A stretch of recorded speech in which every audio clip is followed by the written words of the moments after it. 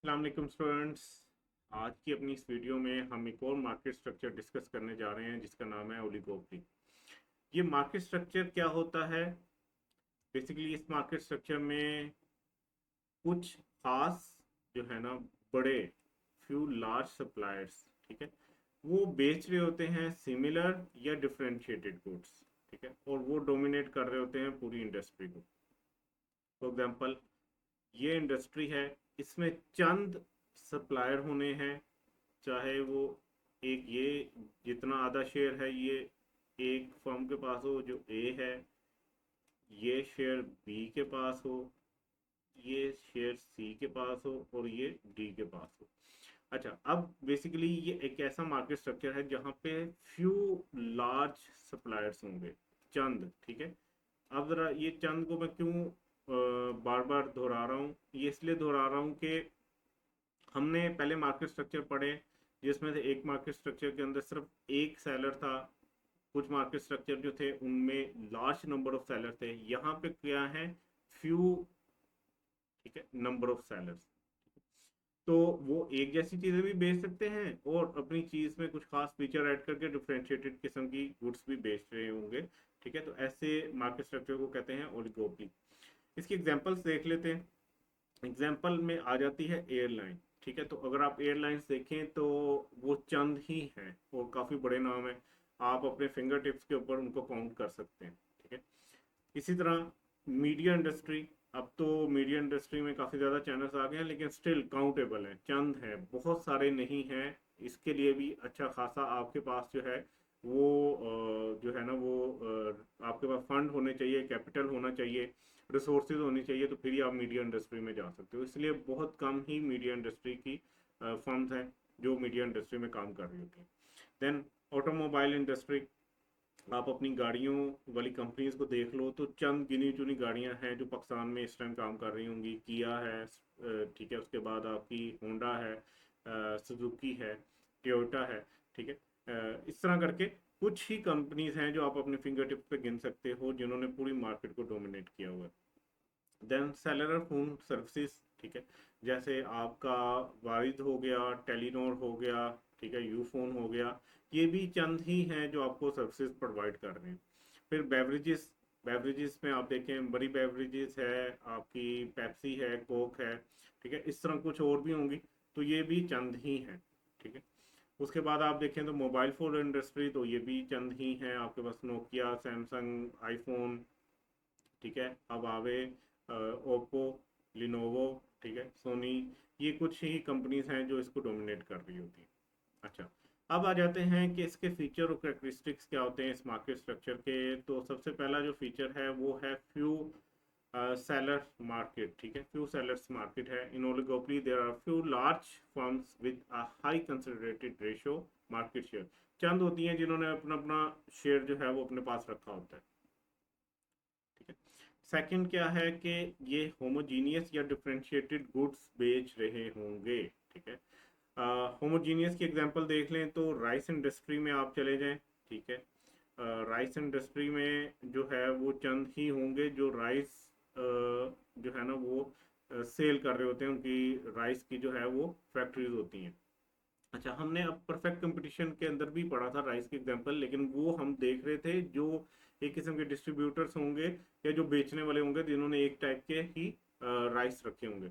अब हम यहाँ पे बात कर रहे हैं कि एक किस्म का मैन्युफैक्चर का, जो राइस को फसल से लेके आपके सामने खाने के काबिल बना के बेचते हैं, वो चंद ही नाम है, ठीक है। लेकिन वो क्या बेच रहे हैं, होमोजीनियस गुड्स बेच रहे हैं और उन्होंने पूरी इंडस्ट्री पे कब्जा किया हुआ, ठीक है।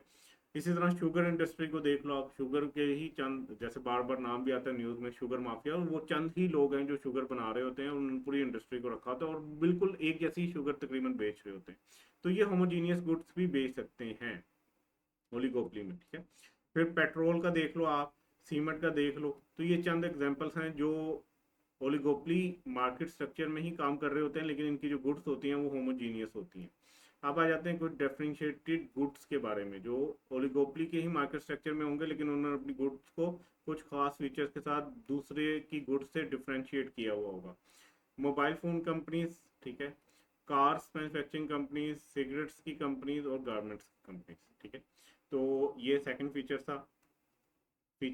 थर्ड फीचर पे आ जाते हैं, इंटरडिपेंडेंस ऑफ फर्म। ठीक है, ओलिगोपली में जो फर्म्स होती हैं ना, उनकी पॉलिसीज बहुत ज़्यादा डिपेंड कर रही होती हैं अपने कंपेटिटर के ऊपर।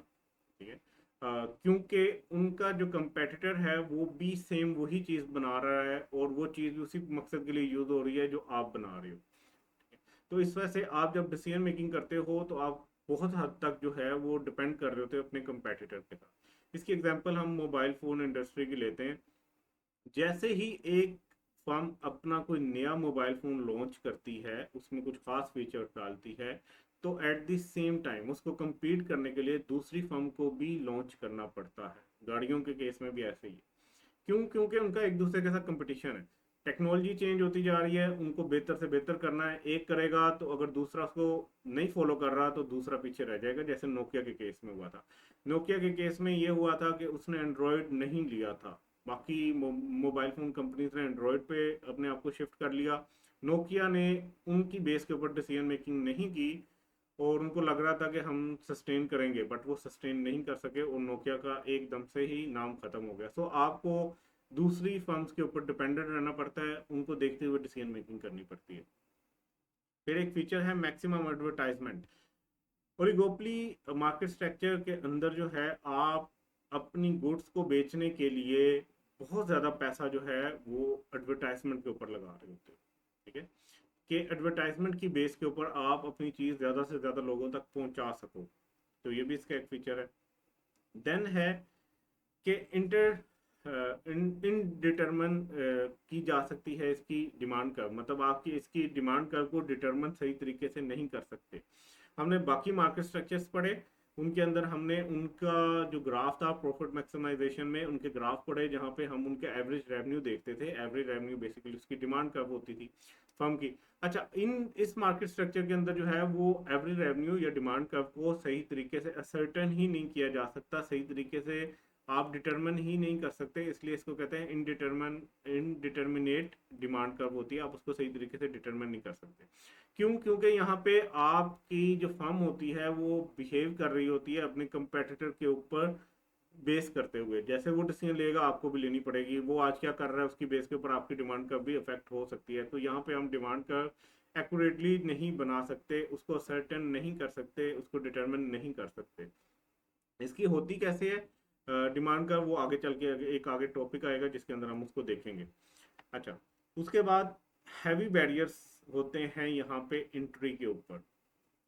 ठीक है, यहाँ पे बहुत ज़्यादा बैरियर्स लगाए जाते हैं ताकि एंट्री को रोका जा सके। हमें पता है फ्यू लार्ज सेलर्स हैं, तो वो सारे मिलके या अकेले अकेले कुछ ऐसे काम कर रहे होंगे जिसकी वजह से उनके कंपटीशन में कोई और ना आ सके। ठीक है, इसकी एक मैं एग्जांपल देता हूँ कि एक बेवरेजेस के दो ब्रांड से वो पूरी इंडस्ट्री को जो है ना डोमिनेट कर रहे थे। जैसे हम कहते हैं कोक और पेप्सी।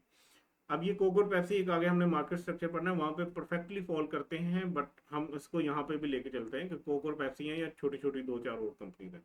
अभी आपने देखा कि जैसे अभी एक दफ़ा ट्रेंड चला कि हमने इनका बाइकआउट करना है और नेक्स्ट कोला आ गया, इस तरह और भी कोला आ गए जिनके साथ अब कंपटीशन होने लग गया।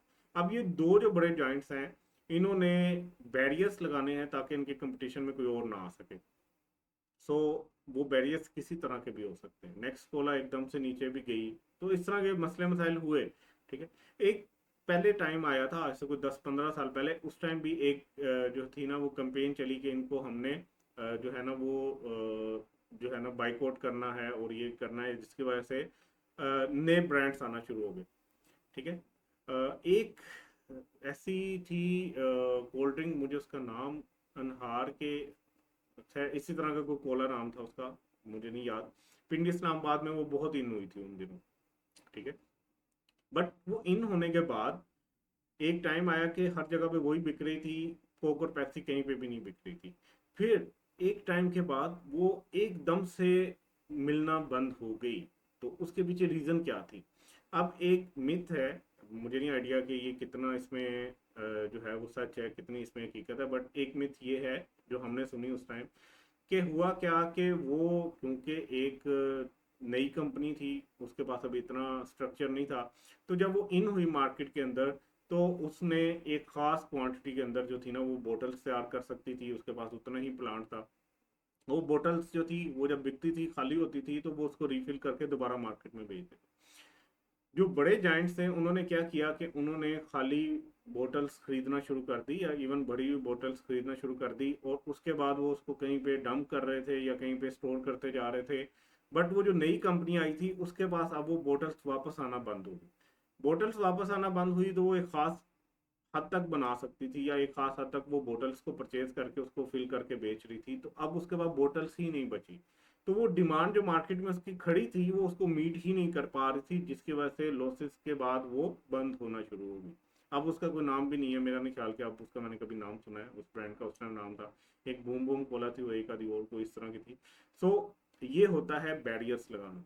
जब कुछ बड़े जाइंट्स मिलके छोटी मछलियों को खाना शुरू कर दें, तो वो बेसिकली क्या कर रहे होते हैं, बेसिकली बैरियर्स लगा रहे होते हैं ताकि उनके जो एरिया में वो आके तो अपनी सेल ना कर सके। ठीक है, इस तरह के बैरियर्स की कुछ और टाइप्स भी हो सकती हैं कि आप लोग जो 5-7 पूरी मार्केट को डोमिनेट कर रहे हैं, उनके पास पेटेंट्स हों या कॉपीराइट्स हों, या वो इतने बड़े स्केल पे काम कर रहे हों कि कोई नया आएगा तो उसको बहुत बड़ा कैपिटल चाहिए होगा, या वो जैसे हमने मोनोपली में पढ़ा कि वो असेंशियल इनपुट को जो है कंट्रोल कर रहे हैं। ठीक है, तो ऐसे बैरियर से वो क्या करते हैं कि वो नया कंपटीशन आने नहीं देते, और जो एग्जिस्टिंग होते हैं वो अल्टीमेटली क्या अर्न करते हैं, super profit, super normal profit long run में अर्न कर रहे होते हैं, जैसे मोनोपोलिस्ट कर रहे होते हैं।